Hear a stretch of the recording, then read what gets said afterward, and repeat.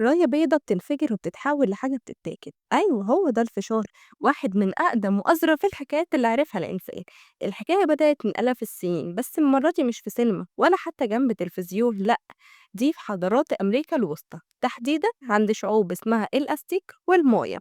كانوا بيزرعوا بقى نوع مخصص من الذرة كده، ولما بيسخن بينفجر ويطلع فشار. كانوا مش بس بياكلوه، لأ، ده كانوا بيستخدموه كزينة وأحيانا كمان في الأعياد والاحتفالات.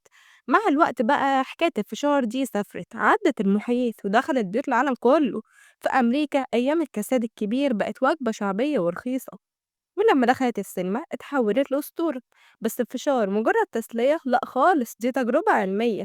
الحكاية كلها في حباية الفشار. حباية الذرة جواها نقطة مية صغيرة قوي، أول ما بتغلي والضغط بينفجر الفشار بيفرقع وبتتحول لحاجة خفيفة ومقرمشة وجاهزة عشان تاكل. وطبعًا ما سكتناش لحد هنا، ابتدينا نحط له جبنة، ملح، وكراميل، حتى أحيانًا كمان بنحط له شطة.